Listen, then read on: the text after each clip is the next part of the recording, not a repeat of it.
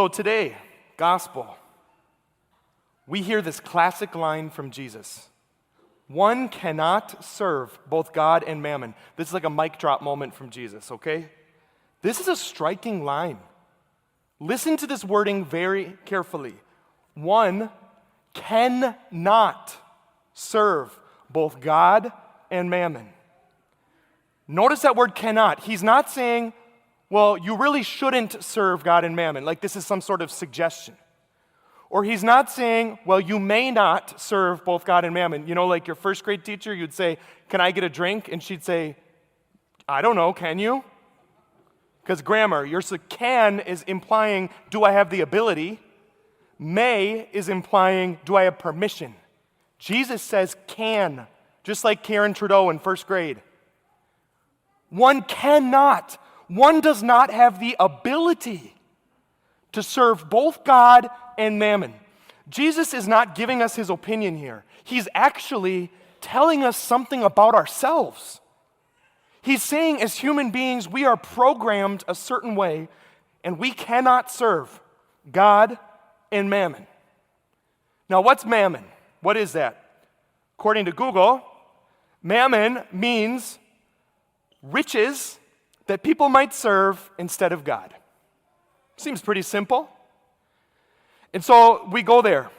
Isn't this just true? Isn't mammon still present among us? What do we worship? What in our life do we serve?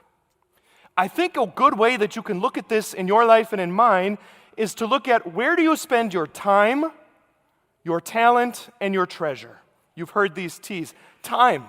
If I looked back, or you looked back at your calendar from the past month, where are the blocks of time going? What are you serving? Time. Talent. If you've got a gift for carpentry, if you've got a gift for whatever it is, doing backflips, how are you using that gift? Or further, treasure. If you went back through my U.S. Bank app over the last month and you saw, where's the money going? Of course, there are needs. But as we'll get into, this is a good way to look. Where am I spending my time, my talent, and my treasure? A really good friend of mine and Father Tony's, Father Brian Park, he's the priest in St. Michael. He said if he was going to write a book, this is what he would call it. The Bank, the Mall, the Cabin, and the Cathedral.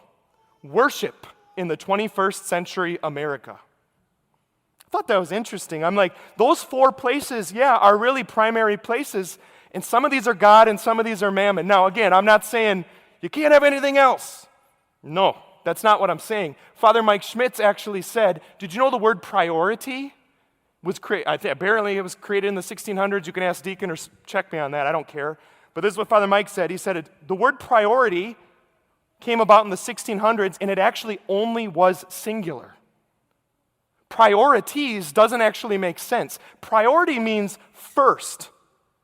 You don't have 10 first places. You got one. If you've ever watched the Olympics, that top part on the podium is only so big. Priority is singular. And so what Father Park is saying is, yes, we have all these different areas as Americans, and myself included. Sometimes when you're preaching, you're convicted more than any of your parishioners about yourself, and this is one of those. Let's look at these four places where we offer worship.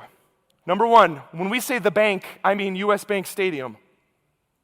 Let me just read off to you what we do at church and see if this translates to anything that might be happening as we speak. A weekly gathering of people with a common cause. When they get there, they sign themselves. They dress in their Sunday best, their Randy Moss jersey and their Helga hat. They donate exorbitant amount of money to the salary cap. And before the Minnesota Vikings run out of the tunnel, there's smoke and incense coming out. And there's this huge mascot. Speaking to myself before anyone else, how much of our time, talent, and treasure are we serving there? Are we worshiping at U.S. Bank Stadium? Again, support them, please. But what I'm saying very clearly here is we don't have the ability to serve God and mammon. When I was a kid, I remember we went to Disney World, and we woke up on Sunday, we were going to go to Epcot. If you know anything about Disney World, Epcot is the best park, by far, not even close. You can fight me after Mass. Here we are, And my parents are like, yeah, hey, we need to go to Mass this morning. I'm like, are you kidding me? Epcot's open for 13 hours. This is vacation. We'll do that when we get back. And believe me, it's not like I'm not going to know what's going to happen at Mass. That actually stood by me. Because what my parents were saying is, no, actually, we cannot serve both God and mammon. Even when we are on vacation, our priority is God. Our household worships God. And whether you like it or don't like it, it's good for you. Your heart is only built for one thing, in God alone.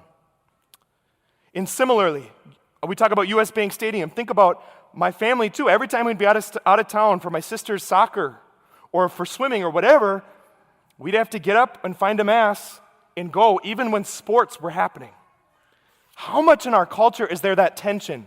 Well, the Vikings play, so I don't know if I'll make it to Mass this weekend. Or, I'm going to play hockey this weekend, and I don't know if weekend. It's like, ooh, you can hear it there. You can't serve both God and mammon. One of those is going to give out. So we have U.S. Bank Stadium. The other one, Mall of America. People come to Minnesota, and they actually can't wait to visit the Mall of America. Did you know that? We live 10 minutes from there, so it's not that exciting to us. But people come from far and wide to go to the mall. Why? It's an icon of materialism. You know, if you just spend a little bit more of your time, your talent, and your treasure, you can find a wardrobe that will have people like you. You can find something that will actually fill that hole in your heart. You can actually be happy. No, that's worship. I'm not saying don't go, again. But God is saying, no, you can serve God or mammon. You can't, actually. Your heart is programmed to have one thing at the top, and it has to be God. So we have the bank, we have the mall, and then the third one, the cabin. The cabin represents pleasure and comfort. How often are people every Sunday going to these different places of comfort that are beautiful, but it starts to become a god?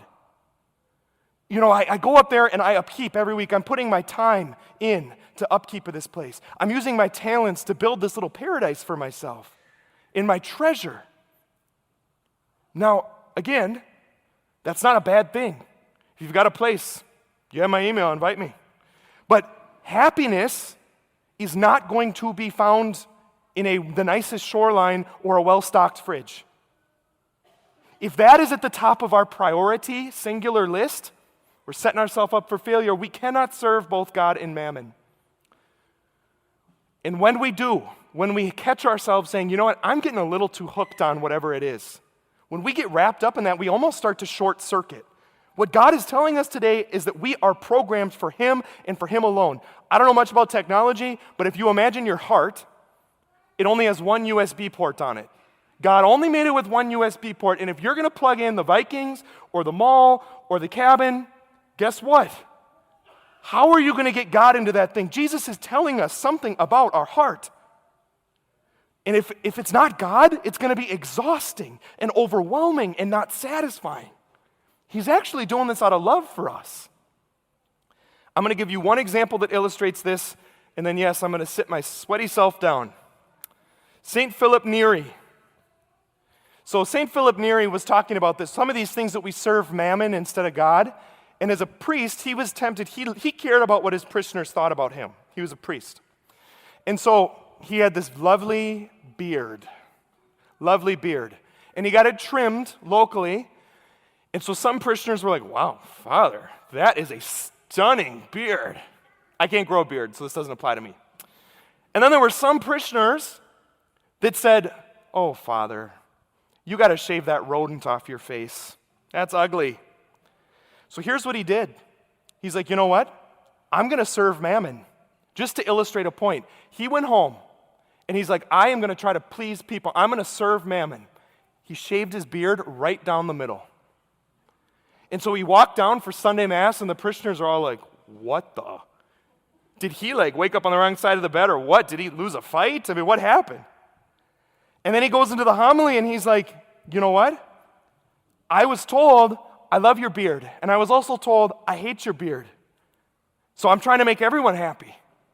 Do you see what a fool I look like? He's saying, if you live your life based on what other people think, or finding happiness in all these different areas, he's saying, no, You can't serve both God and mammon. Or I could just go before the Lord and say, Lord, you gave me this beard. Thank you.